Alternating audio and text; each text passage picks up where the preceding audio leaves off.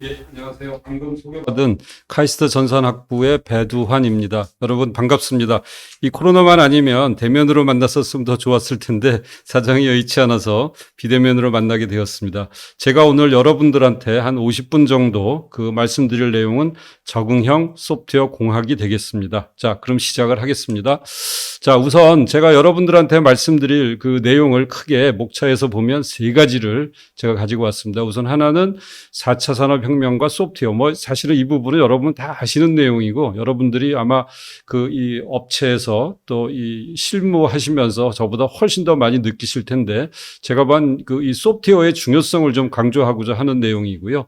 두 번째가 이제 적응형 소프트웨어 공학 메인, 그 다음에 세 번째는 결국은 이 소프트웨어 공학을 하는 주체가 소프트웨어 엔지니어이기 때문에 세 가지에 대해서 말씀을 드리도록 하겠습니다. 우선 첫 번째 4차 산업혁명인데요.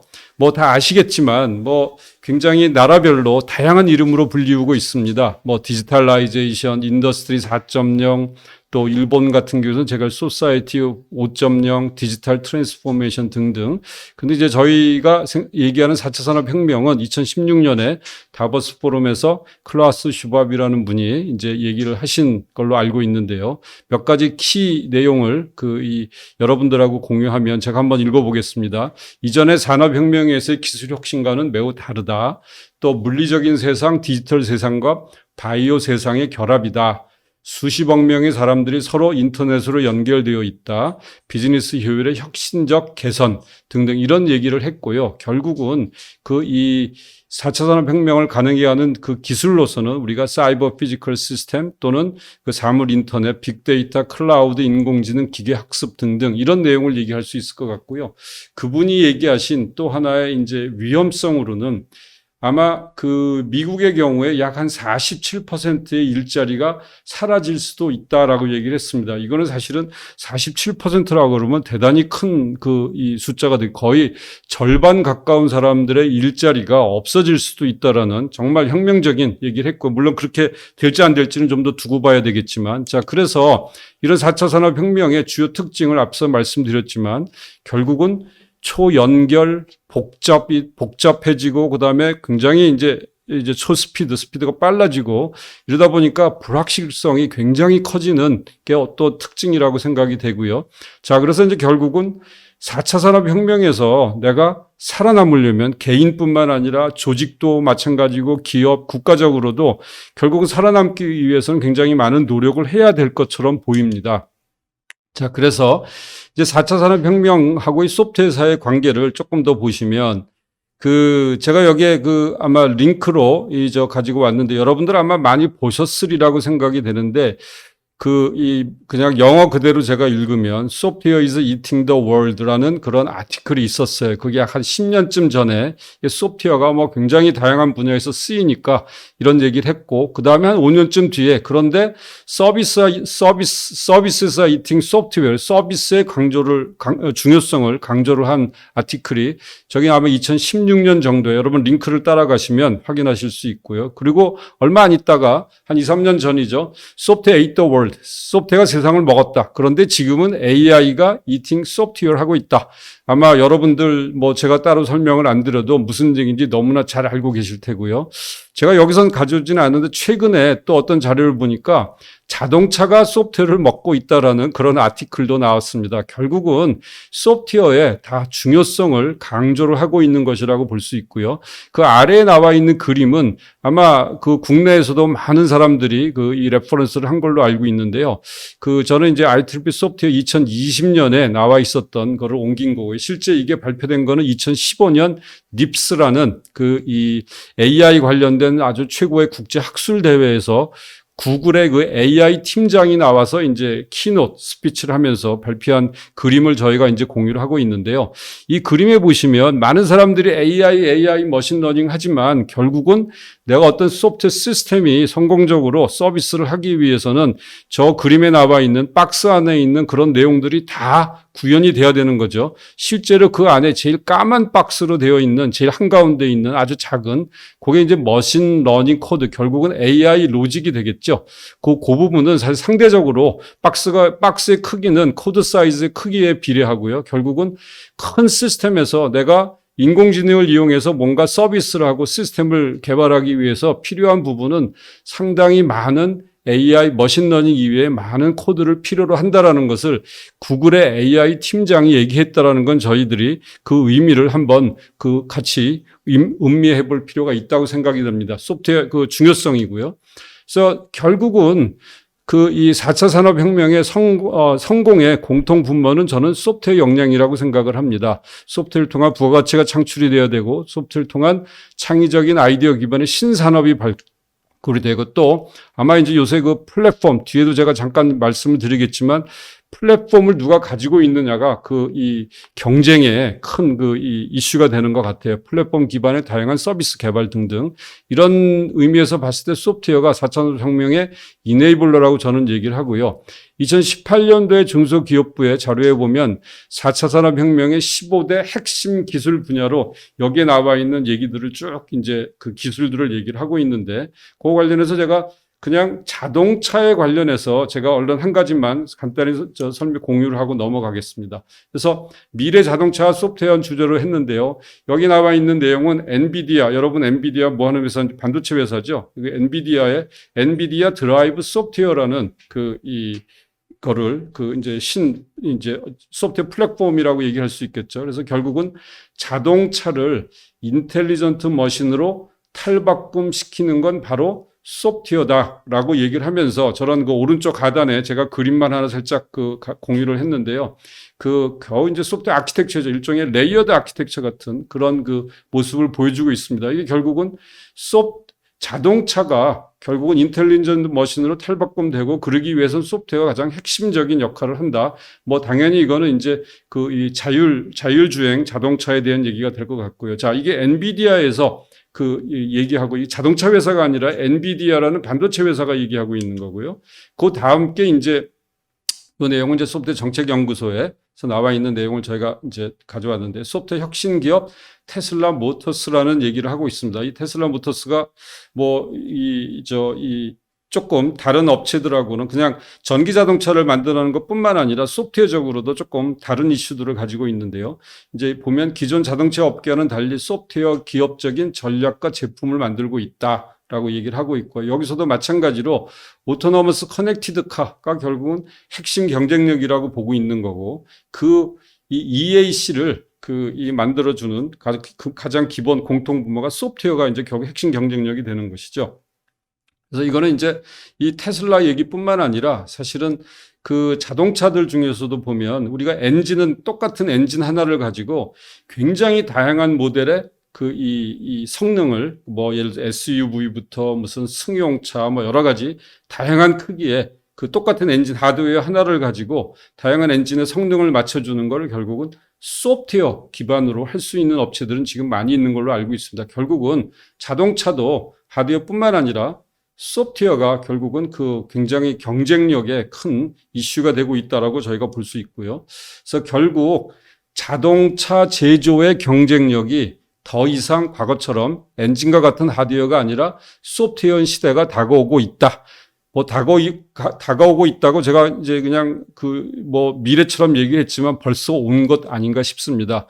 메르세데스 벤츠에서 2019년에 이런 얘기를 했어요. We operate as a software company. 자, 이것도 제가 링크를 달아놨습니다. 여러분 가서 보시면 아마 이게 무슨 얘기인지 아마 알 수 있으실 테고요. 특히 최근처럼 전기 수소차 같은 경우에는 이런 자동차 회사의 경쟁력이 더 이상 과거의 엔진과 같은 부품을 필요로 하지 않기 때문에 훨씬 더 소프트웨어가 더 큰 역할을 하는 것이고, 미래 자동차에서도 소프트웨어가 이런 새로운 경쟁의 이네이블러다. 결국 자동차도 경쟁력이 소프트웨어 역량에서 좌지우지하는 시대가 오고 있다고 얘기를 할 수 있을 것 같습니다. 자, 두 번째 이제 적응형 소프트웨어 공학이라는 얘기를 제가 여러분들한테 말씀드릴 텐데, 여러분 대부분은 다 알고 계시리라고 생각이 되지만 그래도 이제 프로그램과 소프트웨어라는 거의 차이가 뭔가 하고, 또 제가 얘기하는 적응형, 영어로 얘기하면 어댑티브가 되는데 사실은 새로운 내용은 전혀 없습니다만 제가 생각하는 적응형을 여러분들하고 분들하고 공유를 좀 하고, 그러고 나서 이제 결국 우리가 앞으로 어떤 부분에 우리가 적용을 해야 되는가, 제가 세 가지 이슈를 가지고 왔습니다. 첫 번째, 다양성이라는 것, 두 번째, 패러다임 또는 기술의 진화, 세 번째, 품질 지향, 이 세 가지에 대해서 각각 말씀을 드리도록 하겠습니다.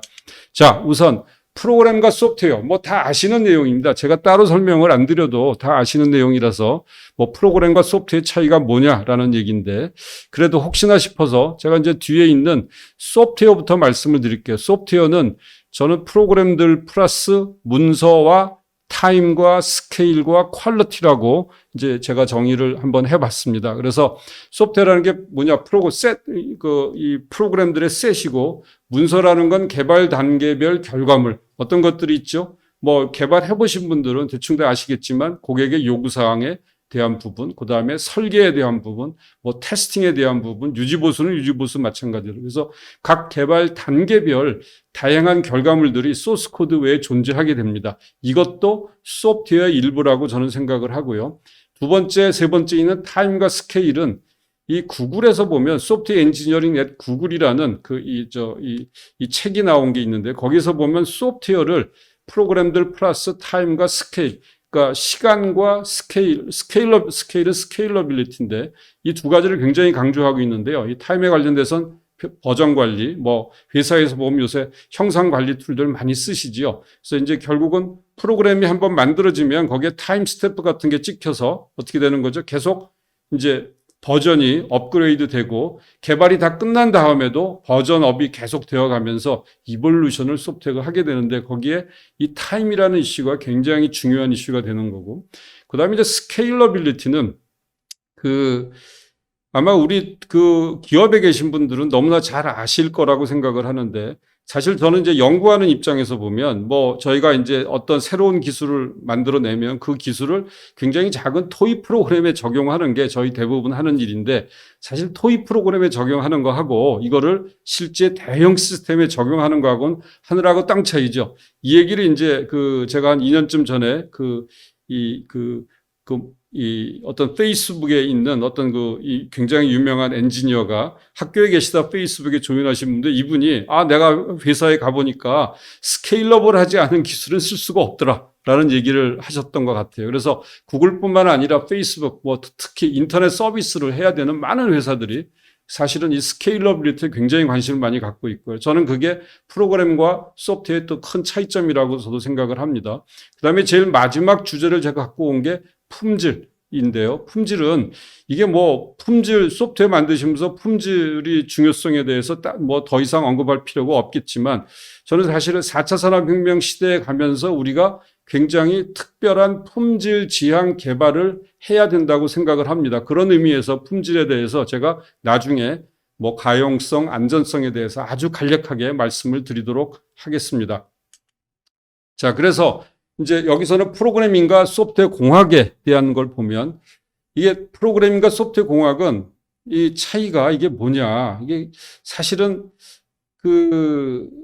여러 가지 방법으로 프로그래밍과 소프트웨어 공학을 나눌 수도 있고, 제가 앞에서는 프로그램과 소프트웨어를 나누면서도 어느 정도는 설명을 드렸는데, 굳이 프로그램과 소프트웨어 공학을 나누자면 프로그래밍은 개발자 개인의 활동이다 라고 얘기를 정의할 수 있을 것 같습니다. 그래서 또 필요한 역량으로는 당연히 프로그래밍 언어를 알아야 되겠죠. 뭐 그 다음에 또 좋은 프로그램을 잘 만들기 위해서는 자료 구조에 대해서 이 지식이 있어야 되고, 또 알고리즘 뭐 이런 어떤 역량들을 필요로 하는데, 소프트웨어 공학하고 프로그램 가장 큰 차이 중에 하나는, 사실 소프트웨어 공학은 혼자 하는 게 아니라 팀이 하는 겁니다. 여러 사람이 같이 하는 것이죠. 이 팀 활동이라는 게 중요하고, 또 필요한 역량도 프로그램 역량뿐만 아니라 관련돼서 굉장히 다양한 추가적인 역량들을 필요로 하게 되겠지요. 소프트웨어 공학의 IEEE 정의를 제가 여기 이제 우리말로 번역을 해서 가지고 왔는데요. 보시면 소프트웨어 개발, 운영, 유지 보수에 체계적이고 규율에 따르고 정량적인 접근 방법을 적용하는 것이라고 설명을 하고 있습니다. 결국은 이 세 가지 체계적이고 규율에 따르고 정량적인 접근 방법인 공학적인 접근 방법을 소프트웨어 관련 활동에 적용하는 것이라고 보시면 되고요.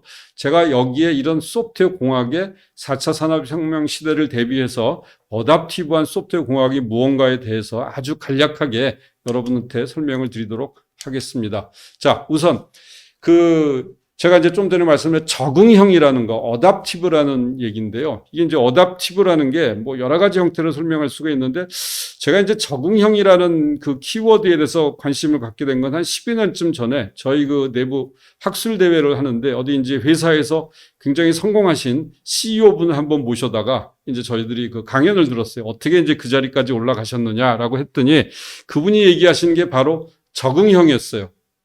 사실은 자기한테 주어진 환경에 자기가 적응하려고 노력을 해서 자기가 이제 CEO가 됐다라는 이런 줄여서 얘기하면 그런 얘기인데, 그래서 제가 이제 적응형이라는 거를 이제 결국은 과거의 지식과 경험을 새로운 문제 해결에 적용하는 것이다라고 적응형이라는 걸 정의를 했고요. 밑에 보면 그림 두 개를 제가 인터넷에서 이제 가지고 왔는데요. 제일 먼저 오른쪽에 있는 그림부터 보시면 여기에 이제 DIKUW 모델이라고도 우리가 부르는데, 이제 데이터는 그야말로 자료가 되는 거고, 인포메이션은 what이라는 무엇인가에 대한 얘기고, 그 다음에 knowledge는 어떻게 할 거냐, how to do에 대한 부분이고, understanding은 당연히 이제 그래서 reason이라는 게 뭐냐면 왜, 이유가 뭐냐, 이거 왜 해야 되는데 라는 부분이고, 결국은 이제 제일 끝에 가장 이제 그 상위에 있는 게 지혜죠. wisdom이죠. 이게 이제 결국은 이 위즈덤의 필요성, 중요성은 뭐냐면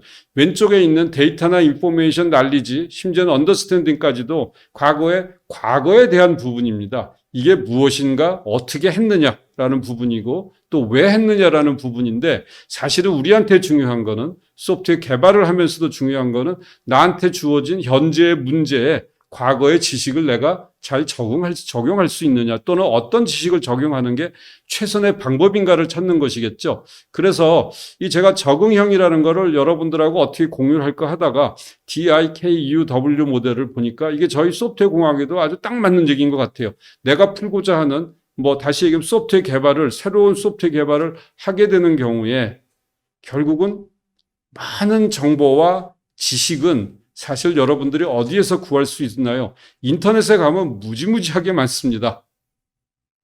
그런데 그 인터넷에 있는 그런 난리지들을 내가 이유를 왜 이렇게 했는지 충분히 이해를 하고 내가 풀고자 하는 새로운 문제에 과연 내가 적용을 하는 것, 그게 이제 적응형 소프트웨어 공학이라고 저는 정의를 했습니다. 그래서 여기 보시면 이제 그 오른쪽 그림에서 보시면 그래스프 하는데 이제 관계를 알아야 되고, 그 다음에 패턴을 이해하셔야 되고, 이 패턴은 소프트웨어 개발을 해보신 분들 아시겠지만 디자인 패턴이라든지 이런 것들 다 패턴에 들어갈 테고요. 아키텍처 패턴도 마찬가지고. 자, 이거는 사실은 지식에 해당하는 거고, 그래서 리즈는 이제 이게 왜 해야 되는데를 충분히 이해하고, 제일 궁극적으로 제일 끝에는 원리를 이해하셔야 내가 내 새 문제에 어떤 난리지를 어떻게 적용해야 되는지를 안다고 저도 생각을 합니다. 그래서 결국은 원리를 이해하시는 것이 굉장히 중요한 부분이다, 제가 설명을 드리고요.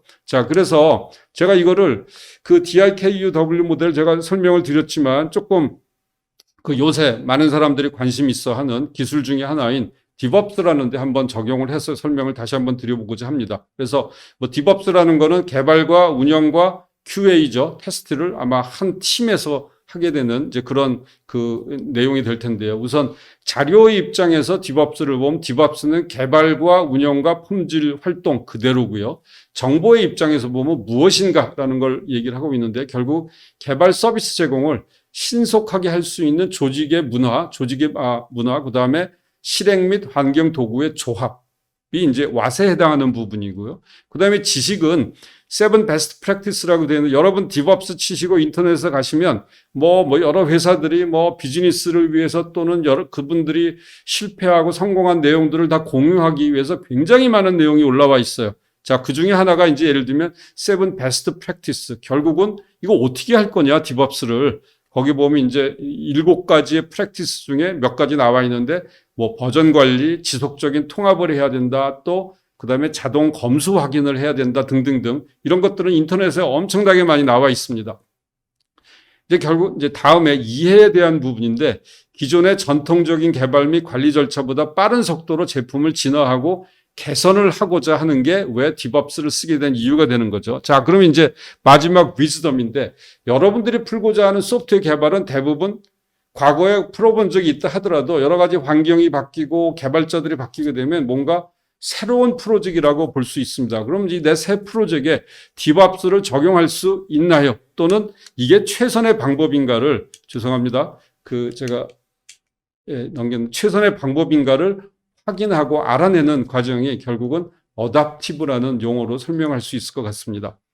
자, 그래서 적응형 소프트웨어 공학에 대해서 다시 얘기를 하면 결국은 소프트웨어 개발 유지보수 운영에 다양한 변화를 반영한 소프트웨어 공학 지식을 적용하는 것. 그래서 결국은 다양한 변화를 내가 어떻게 잘 이해하고 내 소프트웨어 공학의 소프트웨어 개발에 이제 활용하느냐라는 게 이슈가 될 텐데요. 그래서 이제 4차 산업혁명의 특징으로 이제 소프트웨어 개발에 관련되는 것들을 제가 조금 하이 레벨에서 정리를 해봤습니다. 이 세 가지가 다양성, 패러다임, 기술의 진화, 또 품질 지향 이 세 가지에 대해서 여러분들하고 간략하게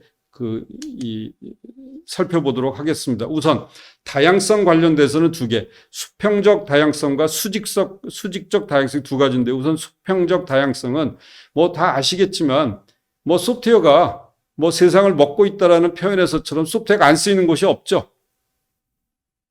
뭐 여러분 아마 대부분 소프트웨어 관련되는 업에 종사하실 거로 생각을 하는데 뭐 이름만 대도 다 뭐 금융, 에너지, 제조, 판매 뭐 심지어 아까 자동차 얘기도 제조했지만 뭐 요새는 뭐 이제 조선소 가도 조선소 정말 이 중공업 하는데도 거기도 뭐 AI 기법들을 다 적용해가지고 뭐 별의별 이 효율을 높이기 위한 여러 가지 활동들을 많이 하고 있습니다. 실제 인력 양성도 엄청나게 저희 센터에서도 그런 일들을 더러 하고 있는데 뭐 굉장히 많이 하고 있고요. 뭐 국방 복지 할 거 없이 뭐 굉장히 많은 분야에 거의 모든 분야에서 소프트웨어가 쓰인다라는 게 결국은 다양성이라는 부분인데요. 이게 그럼 뭐가 새로운 거냐라고 할 수 있는데 결국은 저런 다양한 도메인의 소프트웨어가 쓰인다는 얘기는 개발자로서 여러분들이 다양한 도메인 난리지를 가지고 있으시면 그만큼 도움이 될 것이라고 생각을 합니다.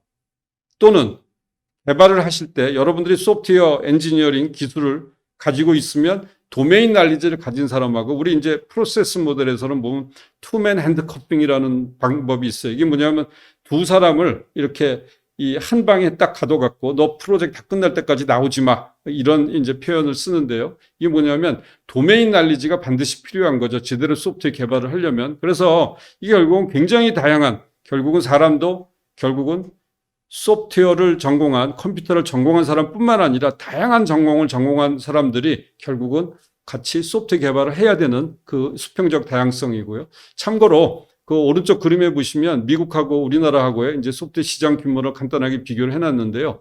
2019년도 자료입니다. 약 이 소프트웨어 전 세계 시장이 1,500조가 넘고요. 매년 10% 이상씩 증가를 하는데 한국이 생각보다 소프트웨어 시장이 크지는 않은 것 같아요. 미국이 물론 당연히 압도적으로 큰 마켓을 가지고 있고 아마 미국에 비해서 한 50분의 1 정도, 한 45, 50분의 1 정도의 이 마켓을 가지고 있는 것 같습니다. 그냥 참고하시기 바랍니다. 자, 그 다음에 이제 수직적 다양성에 대해서 제가 설명을 드릴게요. 사실은 이 수직적 다양성은 이제 소프트웨어 레이어를 이제 세 가지로 나눠서 얘기를 한 것이고요. 이 이제 오른쪽 그림에서 보시면 제가 세 가지를 이노베이티브한 이제 혁신이죠. 그 다음에 밸류 에디드 부가가치, 그 다음에 이제 커머디티. 이게 이제 커머디티를 우리말로 뭘로 표현해야 될지 모르겠는데 공통 기능의 플랫폼화라고 제가 이제 한번 이제 뜻을 이 번역을 해봤습니다. 그래서 우선 왼쪽에 있는 이노베이티브 레이어부터 보시면 이거는 이제 혁신이죠. 혁신적인 비즈니스 모델을 만드는 거고 제가 사례로 그 회사 이름은 제가 적진 않았는데 어떤 회사에서 여기 나와 있는 이런 이 기술들을 다 쓰고 있습니다. AWS 클라우드 서비스를 쓰고 있고 구글의 맵을 쓰고 있고 트윌러를 쓰고 샌드그리드 API 어느 회사일까요? 우버라는 회사입니다. 그 밑에 그 이제 단위가 억불로 967억 불 대 820 플러스 588은 왼쪽에 있는 967이 제가 지난주에 그 이 인터넷에서 찾은 우버의 시가총액이 967억 불이었습니다. 그 다음에 820은 사실은 자동차 회사에서 아마 제일 큰 회사 중에 하나인데 이제 벤츠라는 회사에 메르세데스 벤츠가 820억 불이 시가총액이 588이 BMW. 근데 이제 이거를 비교를 하게 된 게 사실은 우버가 처음에 상장을 할 적에는 우버의 시가총액이 나머지 두 회사를 합친 것보다 더 컸어요. 자, 근데 여러분 한번 생각을 해보세요. 저런 그 두 회사는 세계적인 자동차 매뉴팩처러고 뭐 역사가 엄청나게 긴 회사들인데 우버라는 거는 아마 10년 조금 더 됐나요? 그리고 우버는 자동차를 한 대 갖고 있지도 않고, 물론 이제 조금 이제 서비스하는 방법이 다르지만, 그 다음에 주차장이 있는 것도 아니고, 정비소가 있는 것도 아니고, 심지어는 운전수도 한 명도 고용하고 있지 않고, 운전수가 쓰는 스마트폰조차도 아마 회사에서 주는 게 아니라 운전수 개인이 갖고 있는 걸 가지고 쓰고 있는 것이죠. 결국은 제조는 하나도 하지 않고 새로운 서비스를 만들어내서 결국은 정말 엄청나게 큰 회사를 만들어내는 이게 바로 이노베이티브 레이어에 속하는 거고 이게 가능하게 해주는 게 뭘까요? 저는 이게 바로 소프트웨어 역량이라고 생각을 합니다. 내가 만들진 않더라도 기존에 있었던 것들을 인테그레이션을 잘해서 내가 새로운 비즈니스를 만들어낼 수 있는 역량. 자, 이게 이제 이노베이티브 레이어고요. 그 다음에 이제 두 번째 커머디티 레이어인데요. 커머디티 레이어는 이제 시작은 이노베이티브 레이어 했다가 뭐 여러 가지 방법입니다. 제가 오른쪽에 화살표를 그려놓은 거는 커머디티 레이어라는 거 이제 그 많은 사람들이 그런 혁신적인 비즈니스 모델을 가지고 있다가 그게 뭐 우버도 보시면 아시겠지만 중국은 중국대로 동남아시아는 동남아시아 우리나라도 뭐가 있던가요? 네, 잘 모르겠는데 그래서 이런 그 많은 그 이 기능들을 공통 기능으로 만들어 놓으면 이게 이제 플랫폼화 되는 게 이제 커머디티 레이어인데 커머디티 레이어는 공통 기능의 플랫폼화. 사례는 아마 통신 서비스를 예를 들 수 있을 것 같아요. 우리가 20년 전에 우리가 이제 뭐죠? 그 와이어리스 폰이죠. 처음에 이게 나왔을 적에는 사실은 이걸 할 수 있는 기업이 전 세계에 몇 개밖에 안 됐어요. 그런데 지금은 통신 서비스는 뭐 우리나라만 해도 여러 개의 통신 서비스 기업들이 서로 경쟁을 하고 있죠. 사실은 이게 이제 공통 기능의 플랫폼화 돼서 이게 이제 통신 서비스 자체로 사실 돈을 버는 기업은 생각보다 많지 않아요. 또는 이제 운영체제도 얘기할 수가 있고 이제 플랫폼인데요. 플랫폼 뒤에 제가 조금 더 얘기를 말씀드리겠지만 플랫폼이라는 게 이게 왜 중요하냐. 사실은 플랫폼이 어디에 쓰이는 거죠? 우리 옛날에 보면 기차역, 버스역 이게 플랫폼인데 거기 뭐죠? 사람이 많이 모이는 거예요. 그러면 거기서 비즈니스가 뭐 되는 거죠. 결국은 아까 4차 산업혁명의 핵심 중에 하나는 초연결이라는 말씀을 드렸었던 것 같은데 이 플랫폼을 통해서 많은 사용자가 서로 연결이 되는 거고 거기서 새로운 비즈니스가 만들어지는 게 플랫폼이고 이게 사실은 우리가 소프트웨어에서 얘기하는 플랫폼도 기차역에서 얘기하는 플랫폼과 사실은 별반 차이가 나지가 않습니다. 단 이 플랫폼이 소프트웨어에서 만들어진다라고 보시면 되는 거죠. 그래서 이 커머디티 레이어의 특징 중에 하나는 이 공통 기능들을 오픈 소스화해서 생태계로 연결하는 것. 결국은 앞으로 4차 산업혁명의 그 이 경쟁, 소프트웨어 이 경쟁 중에 하나는 중요한 역량은 이 플랫폼을 내가 만들 수 있느냐, 이 플랫폼을 내가 가지고 생태계로 연결할 수 있느냐가 굉장히 중요한 이슈가 될 거라고 생각을 합니다. 그 다음에 이제 세 번째, 밸류 에디드 레이어. 이것도 굉장히 중요한 부분이 이제 커머디티 레이어를 통해서 내가 이 생태계가 만들어지면 그 위에 내가 새로운 부가가치를 창출하는 것이죠. 그래서 이게 이제 이 뭐 여러 가지 부가가치 창출할 수 있는 게 설명이 되지만 조금 요 부분 관련해서 그 설명을 조금 더 드릴게요. 우선 이제 제가 플랫폼부터 먼저 말씀을 드릴게요. 자, 여기 보시면 이것도 이제 소프트웨어 정책연구소에 있었던 내용을 제가 살짝 여기 지금 레퍼런스가 없네. 죄송합니다. 가져왔는데요. 보시면 관련 사례 중에 우리나라의 대표적인 기업인 제일 아래에 있는 네이버를 보시면 1단계에서는 검색으로 시작을 했었죠. 그러다가 그게 이제 2단계에 가니까 이 밴드나 B2B 클라우드를 하게 됩니다. 이게 뭐가 가능하냐면 플랫폼을 잘 만들고 이 사용자가 많아지게 되니까 그거를 이용해 가지고 2단계 이제 연계면 시너지를 보게 되는 거고요. 이제 3단계 지금은 뭐 하죠? 이런 SNS를 하던 이런 기업들이 커머스나 금융 서비스 쪽으로 돌아가는 거죠. 이게 이제 사실은 이제 3단계로 융합 및 경로 창출, 이제 단계적으로 발전을 하는 거죠. 그래서 이제 그 앞서 제가 말씀드렸던 저 테슬라 같은 경우에 이 소프트웨어 플랫폼을 제대로 갖고 있는 몇 안 되는 기업 중에 하나로 알고 있어요. 그래서 많은 자동차 회사들이 요새는 이제 그 자동차가 뭐 거의 소프트웨어 덩어리다 보니까 굉장히 많은 숫자의 ECU들을 가지고 있는데 이게 통합된 소프트웨어 플랫폼을 갖고 있지 않다 보니까 불가능한데 이제 테슬라 같은 경우에 이런 통합된 소프트웨어 플랫폼을 갖고 있다가 보니까 아주 이상적으로는 어떤 일을 할 수 있냐면 개개인의 어떤 이 운전하는 습관이라든지 운전하는 패스에 따라서 그 사람의 특화된 제가 보기엔 그 효율을 높일 수 있는 결국 뭐 주행 거리를 늘리게 할 수 있는 거를 소프트웨어적으로 서비스를 할 수 있는 아주 이제 이상적으로 본다면 그런 것도 가능해질 수 있을 거다 예상이 됩니다. 이제 이게 통합된 소프트웨어 플랫폼의 그 굉장히 큰 그 이제 장점이 되겠죠. 자, 그 다음에 이제 그 부가가치 창출 성공 사례를 저는 굉장히 우리가 소프트웨어 역량이 부족해서 생겨나는 일이라고 생각을 하는데 요 그림은 보시면 최근 거는 물론 아니지만 지금도 거의 비슷한 거로 알고 있습니다. 애플의 스마트폰 시장의 이익 점유율을 지금 비교를 하고 있습니다. 왼쪽에 보시면 그 제일 밑에 빨간색으로 되어 있는 부분이 아마 제가 알기에 그 화웨이로 알고 있고 지금은 이제 화웨이가 아마 미국이 제재를 하는 바람에 많이 줄었는데 그 위에 파란색이 우리나라의 대기업이고 그 회색으로 되어 있는 밑에서 세 번째가 바로 애플입니다. 애플이 전 세계 스마트폰 시장의 규모로 보면 마켓시어로 보면 14% 한 7분의 1 정도를 하고 있는데 오른쪽 그림에 보시면 이거는 이익을 도대체 얼마를 그 스마트폰 그 마켓에서 이익을 도대체 얼마를 가져가느냐를 보고 있는 건데 제일 위에 있는 그림이 이 점들이 애플을 찍어 놓은 겁니다. 애플이 많을 때는 스마트폰 시장 이익 점유율의 80% 가깝게 거의 60에서 80% 정도를 가져가는 거죠. 한번 생각을 해보세요. 시장 점유율은 7분의 1밖에 안 되는데 이익은 전체의 3분의 2 이상을 다 가져가는 거죠. 이거 굉장한 비즈니스를 하는 건데 이게 어떻게 가능할까요?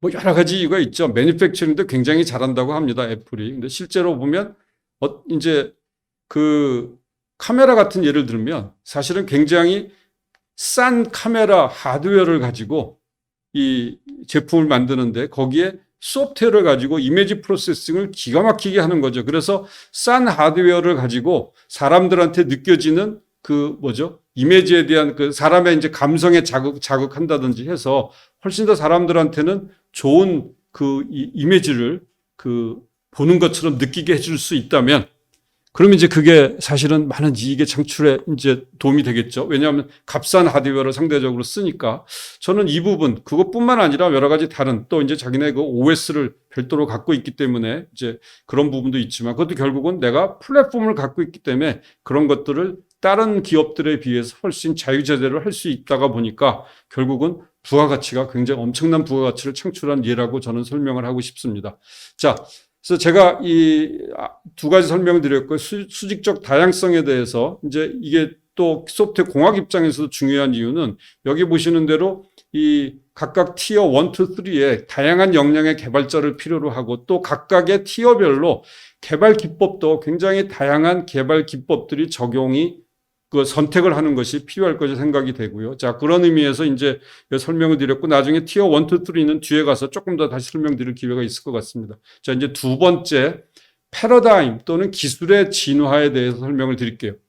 자, 이 오른쪽에 이 밑에 보시면, 하단에 보시면, 제가 프로시저, 오브젝트, 컴포넌트, 서비스, 시스템이라고 제가 이렇게 원을 그려서 포함 관계에 있는 이런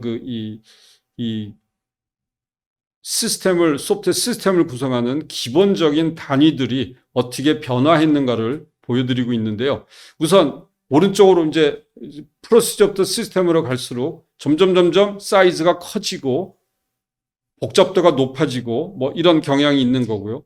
그래서 뭐 잘 아시겠지만 시작은 뭐 우리 프로그래밍 랭귀지로 한다면 프로시저 오리엔티드 프로그래밍 하다가 객체 지향이 나왔고 그다음에 컴포넌트 베이스드 소프트웨어 디벨롭, 소프트웨어 엔지니어링, 그다음에 서비스라는 개념이 나왔고 그다음에 이제 시스템인데 아마 시스템이라는 개념은 여러분들이 조금 더 낯설런지도 모르겠는데 지금 이제 시스템 오브 시스템즈라는 결국은 기존에 있었던 많은 시스템들이 연결돼 가지고 더 큰 시스템을 만들어지는 이런 쪽으로 가고 있죠. 뭐 우리 앞서 제가 잠깐 언급드렸던 CPS라든지 IoT라든지 다 이런 개념에 속하는 거고요. 그래서 이 소프트 시스템을 구성하는 단위가 점점 이렇게 진화하고 있기 때문에 거기에 맞춰서 결국은 내가 적용할 소프트웨어 공학의 기술도 같이 적응을 하고 진화를 해야 된다고 생각을 하고 있습니다.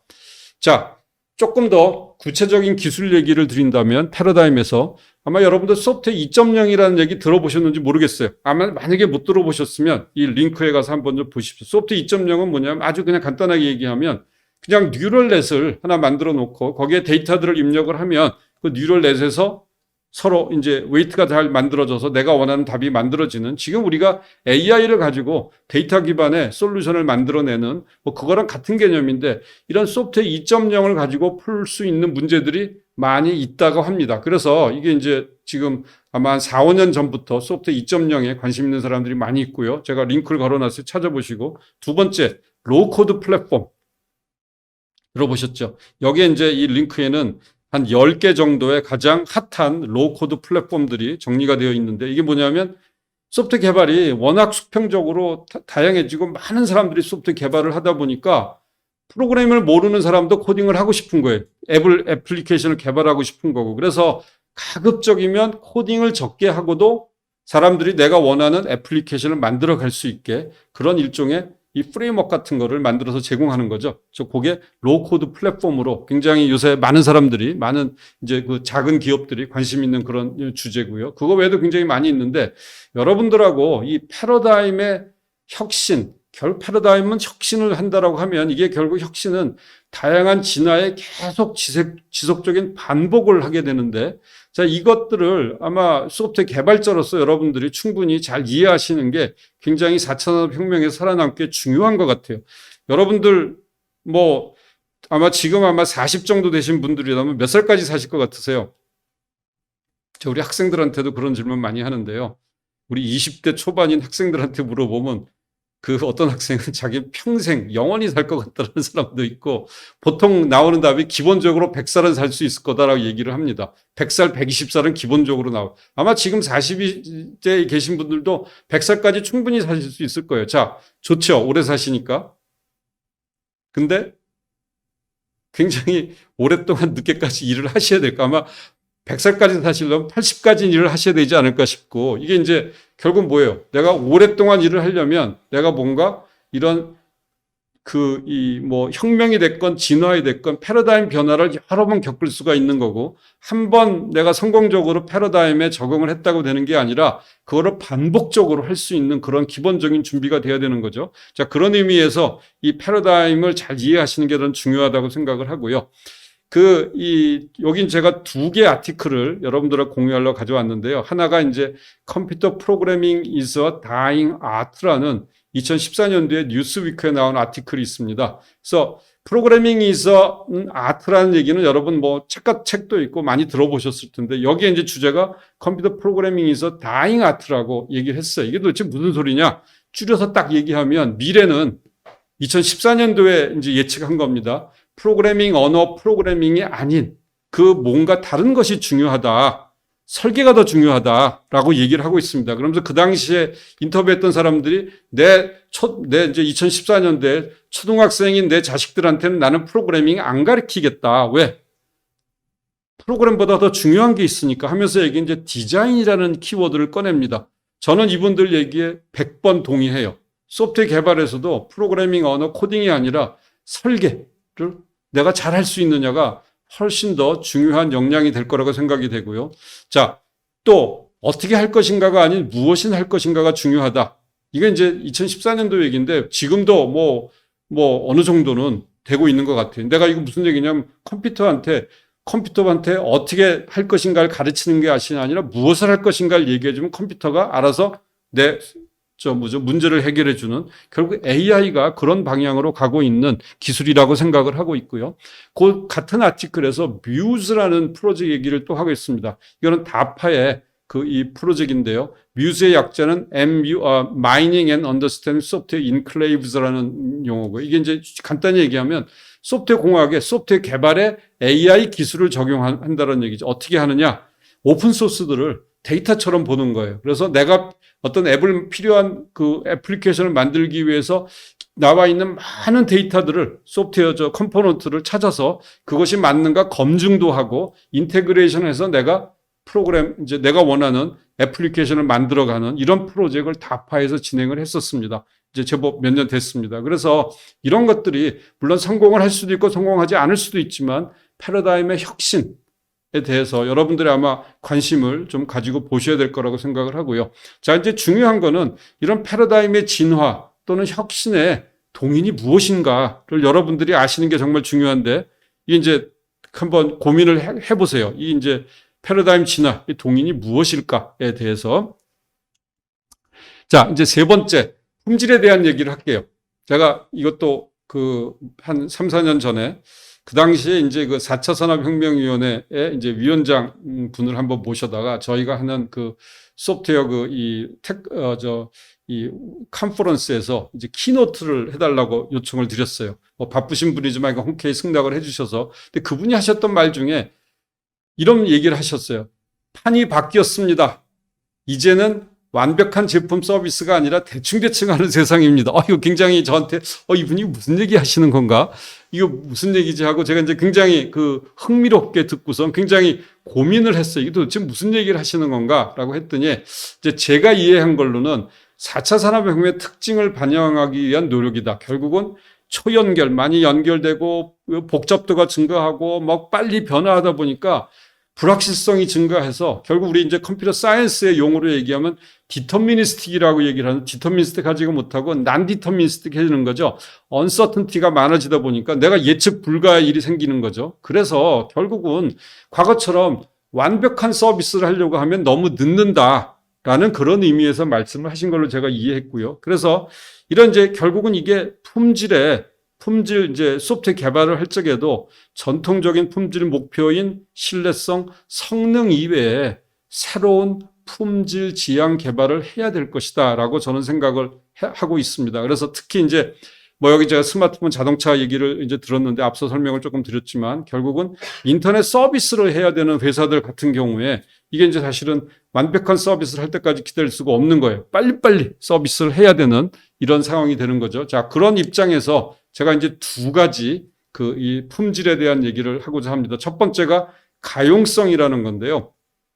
가용성. 우리 영어로 하면 availability라고 하는데 이 가용성이 뭐냐면 여기 정의되어 있는 두 번째 줄에 되어 있는 가용성은 분모가 mean time to failure 플러스 mean time to repair 분의 mean time to failure. 결국은 가용성을 높이기 위해서는 두 가지 방법이 있습니다. 하나는 mean time to failure를 크게 만드는 방법. 이게 전통적인 방법이에요. 무슨 얘기냐면 내가 만든 시스템이 페일이 일어나지 않게 돌아갈 수 있게 결국은 이제 테스팅을 통해서 내가 가급적이면 이제 시스템이 죽지 않도록 크게 해주는 거죠. 이제 mean time to failure를 증대시키는 거죠. 또 다른 방법은 mean time to repair를 mean time to repair를 크게 하는 방법, mean time to repair를 줄이는 방법입니다. 이게 이제 크게가 아니라 줄여야 되는데 결국 분모를 mean time to repair가 제로가 된다면 가용성은 1이 되는 거죠. 그 얘기는 뭐예요? 내가 서비스를 항상 끊이지 않고 계속 할 수 있다는 얘기가 되는 거죠. 자, 그러기 위해서 여러분 중에 아마 아시는 분들 계실 텐데 넷플릭스라든지 페이스북, 구글, 마이크로소프트 이런 데서 많이 사용하는 케이오스 엔지니어링이라는 그런 기법들도 적용되고 또 레질리언트 패턴이라는 결국은 시스템의 이 페일리어를 미리 디텍션하거나 또는 프리벤션 할 수 있는 다양한 패턴들을 소프트웨어 개발에 사용하고 있습니다. 이게 바로 이제 가용성을 높이기 위해서 이제 하는 거라고 생각이 되고요. 제가 여기 자세한 내용들은 설명을 못 드리는데 필요하신 분들은 이런 지식들은 인터넷에 가면 정말 많이 있어요. 한번 공부를 좀 해보시고요. 그 다음에 이제 안전성에 대한 얘기, 안전성에 대한 얘기도 하려고 하면 끝이 없지만 제가 그냥 하나만 앞서도 제가 자동차 얘기를 했기 때문에 이제 자동차 쪽에 대한 얘기를 이제 가지고 오면 도메인 특성을 반영한 안전 지향 개발이 필요하다라고 해서 여기 ISO 26162 이제 안전 표준 이제 표준을 얘기를 드렸는데 여기 보시면 이 그림에 보시면 왼쪽에 있는 파란색으로 되어 있는 게 전통적인 프로세스 개선을 통한 품질 활동이 되어 있습니다. 그래서 CMMI라든지 스파이스라든지 뭐 TQM 이런 것들이 될 테고, 오른쪽에 빨간색으로 되어 있는 부분이 이제 그 기본적인 전통적인 그 이 소프트웨어 공학 활동 외에 그 자동차의 안전 그 보장을 위해서 ISO 26262가 같이 포함이 되는, 이게 이제 안전성에 대한 거죠. 결국은 뭐예요? 기존에 했었던 소프트웨어 공학뿐만 아니라 그 품질뿐만 아니라 추가적으로 안전에 관련되는 활동을 같이 하는 것이 결국은 앞으로 미래에 그 이제 그 우리가 해야 될 품질 지향 개발 중에 하나라고 생각이 되고, 저는 이제 소프트웨어 디파인드 세이프티, 이런 세이프티가 소프트웨어에 의해서 좌지우지 되는 거죠. 소프트웨어 디파인드 세이프티라고 얘기를 하고 싶습니다. 자, 이게 이제 관련 안전사고에 대해서 말씀드렸는데, 이제 보잉 뭐 737 맥스, 아마 여러분 2, 3년 전에 아마 이 두 인도네시아하고 이디오피아 있죠. 두 비행기가 6개월 간격으로 떨어져서 약 한 350명 정도가 다 이제 사망을 하는 굉장히 큰 그 이 불행한 사고가 있었는데, 이 내용을 제가 링크를 걸어 놨는데요. 한번 살펴보십시오. 이 내용을 보시면 개발자 관리자의 실수, 또 소프트웨어를 그 이 효율 중심으로 소프트웨어 개발을 하다 보니까 소프트웨어를 마치 그냥 땜질, 그냥 소프트웨어 소프트웨어를 가지고 이 밴드에이드처럼 사용을 해서 땜질 처방을 한 거죠. 또 인증에 실패를 했습니다. 안전 인증 활동에. 그래서 결국은 이게 뭐냐면 총체적인 소프트웨어 공학 활동의 실패가 주 원인이라고 생각이 됩니다. 그래서 이제 소프트웨어 안전사고 관련해서 그냥 예를 하나 들어드렸고요. 자, 이제 마지막 주제가 되겠습니다. 그래서 제가 소프트웨어 산업 시대 소프트웨어 엔지니어 역량에 대해서 제가 말씀드릴게요. 앞서 말씀드렸듯이 소프트웨어 공학은 소프트웨어 엔지니어가 하는 거기 때문에 소프트웨어 엔지니어의 역량이 결국은 모여서 소프트웨어 공학이 되는 것이죠. 그래서 여러분 개개인의 소프트웨어 엔지니어의 역량이 굉장히 중요한 역할을 하는 것이고요. 그래서 여기 보시면 그 이 오른쪽에 빨간색, 까만색으로 되어 있는 부분이 미국의 소프트웨어 개발자의 부족 현상을 보여드리는 거고요. 제일 왼쪽에 있는 막대 그래프 보시면 컴퓨팅이라는데, 학부 졸업생이 이제 전산 졸업생이 한 4만 명 정도인데 실제로 잡 오프닝이 한 12만 명, 그러니까 한 8만 명 정도가 모자라는 것이죠. 이제 그 굉장히 앞으로 이 소프트웨어 개발자가 모자란 걸 보여주는 거고, 우리나라에서도 보면 개발자가 아마 정부에서도 과기부에서도 5년간 소프트웨어 인재 41만 명을 키워야 된다라고 하면서 우리가 8만 9천 명 정도가 부족하기 때문에 2025년까지 추가로 소프트웨어를 키우겠다는 정부 정책을 갖고 있는 것을 알고 있습니다. 우리나라에서도 많은 소프트웨어 개발자를 부족 현상이 일어나는 것이죠. 자, 그래서 산업시대 소프트웨어 엔지니어 역량을 도대체 내가 어떤 역량이 필요하냐라고 보시면, 여기 나와 있는 대로 제일 위에 필요 조건, 프로그래밍은 너무나 당연한 거고, 어답티브 엑스퍼티스, 제가 아까 말씀드렸던 어답티브와 같은 개념입니다. 이런 어답티브 엑스퍼티스 역량이 필요하고, 지속 가능성이 있어야 되고, 업무에 대한 끊임없는 배움의 의지가 있어야 된다. 이게 이제 필요 조건으로, 이거는 이제 대기업의 인사팀에서 얘기하는 내용을 제가 이제 필요 조건으로 적었고요. 그거 외에 추가로 이러한 역량들을 요구합니다. 우선 소통을 잘해야 된다. 또 팀 플레이를 할 줄 알아야 된다. 리더십이 있어야 된다. 긍정적 태고, 비판적 사고를 할 줄 알아야 된다. 어렵죠. 소프트웨어 엔지니어로 성공을 하려니까. 사실은 이건 소프트웨어 엔지니어뿐만 아니라 뭐 어떤 다른 분야에서도 마찬가지라고 생각이 되는데, 하여간 이런 역량들을 소프트웨어 엔지니어한테 이 요구를 하고 있습니다. 자, 거의 이제 마지막이 다 됐는데요. 제가 생각하는 4차 혁명 시대 소프트웨어 엔지니어의 필요로 하는 역량을 조금 정리를 좀 해보면 크게 5가지를 제가 설명을 드리겠습니다. 우선 기본기에 충실해야 됩니다. 뭐 소프트웨어 개발의 문제가 아니라 내가 여러 사람과 같이 하기 위한 팀워크, 소통을 잘해야 되고, 또 타협을 할 줄 알아야 돼요. 특히 이제 이 커뮤니케이션에 대한 부분인데, 사실은 이제 전산 전공한 사람들이 이거 되게 잘 못하는 사람들이 제법 많이 있어요. 이게 이제 되게 쉬운 일은 아닌데, 하지만 이런 기본기에 저는 충실해야 된다고 생각을 하고요. 두 번째, 복잡도에 대처할 수 알아야 된다. 지금 우리가 앞으로 개발해야 되는 시스템, 복잡도가 과거에 비해서 훨씬 더 높아졌어요. 그 다음에 굉장히 빠른 속도로 처리를 해야 되다 보니까 상대적으로 이 복잡도를 내가 대처를 하지 않으면 방법이 없어요. 피하는 것이 아니라 내가 피할 수 없다면 내가 끌어안고 다양한 시도를 통해서 이 복잡도에 대처를 해야 된다고 저는 생각을 합니다. 세 번째, 스토리텔링인데요. 우리나라의 뭐 대기업에서 이런 문제가, 시험 문제가 몇 년 전에 났어요. 뭐냐면 스마트폰이었던 거. 스마트폰을 줄 테니까 월요일부터 일요일까지 그 스마트폰을 가지고 무엇을 할런지를 적어내라. 아마 엔지니어를 뽑는데 이런 문제를 통내니까 이제 시험 문제를 받아든 개발 엔지니어들이 이게 뭐 하자는 시험 문제지? 이게 뭘까요?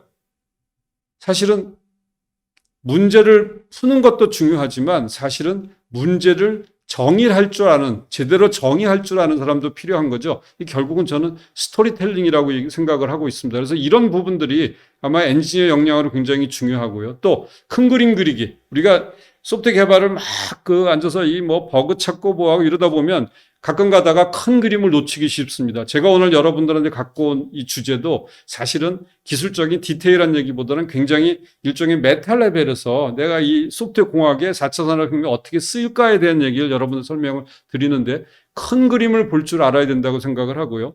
마지막으로 현명한 엔지니어가 되셔야 됩니다. 무슨 얘기냐면 죽어라 죽을 때까지 배우는 거 별로 좋은 방법이 아니에요. 배워서 내가 그거를 활용할 수 있어야 되는 거죠. 뭐 배운 거 내가 쓰기 위해서 하는 것이니까 배운 거 활용의 균형을 잘 맞춰줘야 된다라고, 그래야 저는 4차 산업혁명 시대에 성공적인 소프트웨어 엔지니어가 된다고 생각을 하고요. 자, 경청해 주셔서 감사합니다. 여러분들 소프트웨어 엔지니어로서 변화를 피하지 말고 기회로 삼아서 성공하시기 바랍니다. 이상 마치도록 하겠습니다. 감사합니다.